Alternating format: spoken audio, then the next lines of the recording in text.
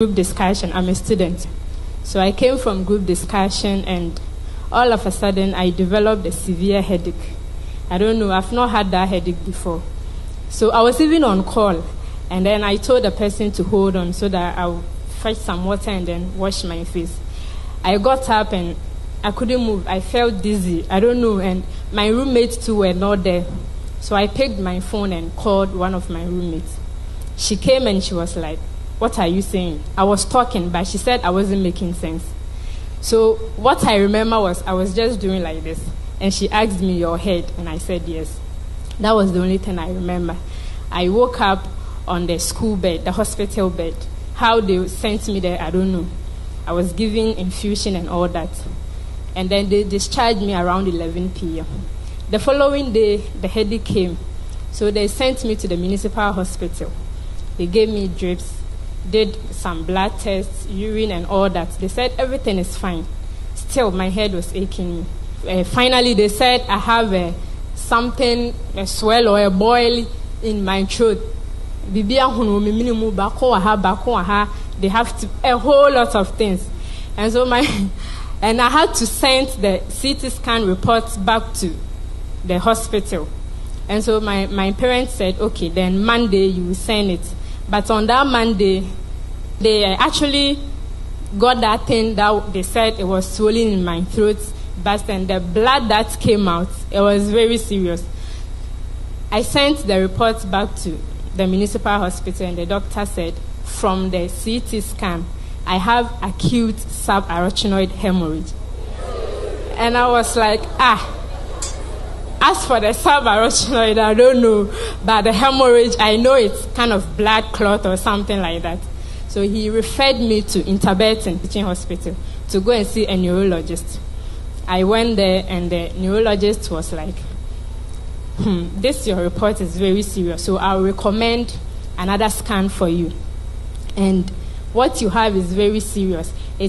There are two things that actually causes this, either hypertension or ruptured vein. And from your record, you don't have hypertension. So it's obvious you have a ruptured vein. And when he said that, I just said to myself, no. I said, my dear, let me be frank with you.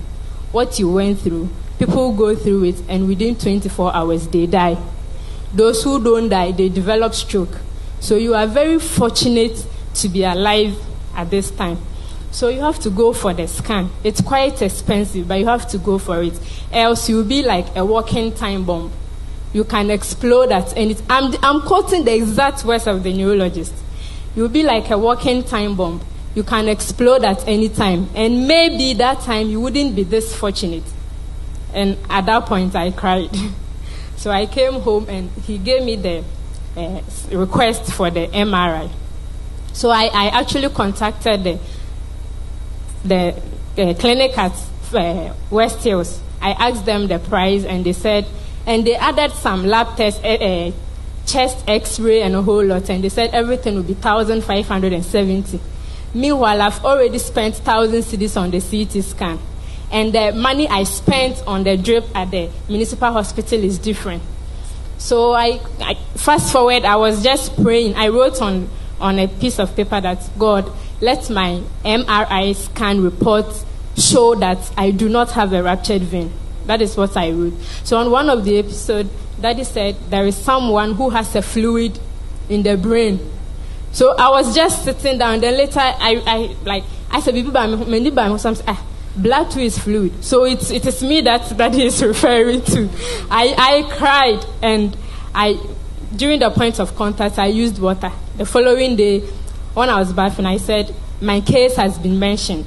I have accepted it, and I am sealing it with this point of contact. And I washed myself. So every day I'll be praying. On the 12th of December, I went for the scan. And it was very scary. My whole body was actually put into a machine. And I was very scared because I went alone. I was very scared. And in the machine, all what I was saying is, God of Alpha Hour, please protect me. God of Alpha Hour, please protect me. And I don't know when I felt asleep. I slept in the machine to the point that when the whole thing was over, then the doctor was calling me. I didn't hear. So she shouted, please, we are done with the scan, so we are coming to bring you out. I came, and then the report came 2 days later. I sent it back to Interbeton, and the doctor said, wow, there is good news. You don't have a ruptured vein. And they told me, so I asked the doctor that, so assuming what you are saying is true, that I have a ruptured vein, what will happen? He said, you go through surgery. We have to operate you. From Cape Coast to Winneba, I cried throughout my journey. And those in the car was just looking at me, and I was like, you don't know what God has done for me. You don't know. So I am here to thank the Lord for what he has done. Daddy, we thank you.